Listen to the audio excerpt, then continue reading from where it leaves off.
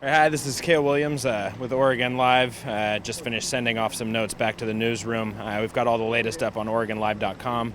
I'm up here on a roof just about a block away from where this explosion took place, and as some of the smoke is clearing, we're getting a much better picture of the amount of damage that was sustained here. You can see a huge section of wall just standing at an unnatural angle for a building.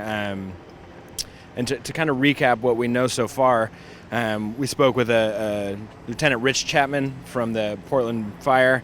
He tells us that they responded to a gas leak earlier this morning, and as they were responding to that, there was an explosion. It was believed to be at a bagel store on 23rd near Gleason. There were 6 injuries. That's 23rd and Gleason right down there. And that's the remains of the bagel store, my cameraman is telling me. He said there were 6 injuries, 3 to firefighters, 3 to civilians. None of them are thought to be life-threatening at this point. He said that there was perhaps a broken leg, some abrasions, but hopefully nothing more serious than that. Still preliminary information, but that's what he told us just about 15 or 20 minutes ago. We did talk to a man who was working at Pizzicato, which is a business next door. He said that when the firefighters showed up for the gas leak, he asked them if he should leave, and they told him to stay put.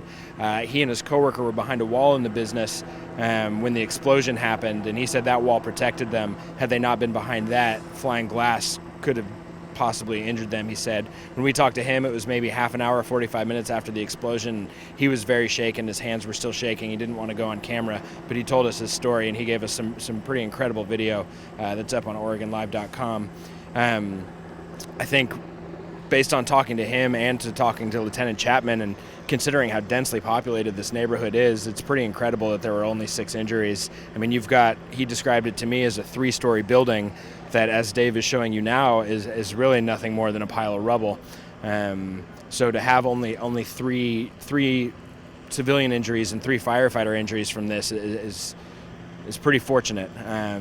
He said at the peak, Lieutenant Chapman said at the peak, they had about 100 people here on scene working on this fire. It was 4 alarms. We've seen kind of any smoke coming from the area sort of dissipate recently. When we drove up, there was a big column of white smoke that you could see from the east side of Portland. But as of now, there's just still some steam coming off the rubble that's over there as they continue to pour water on it from multiple directions. We don't have a ton of information that's new, but we did get up to this new vantage point, so we wanted to show you guys what we were seeing from up here.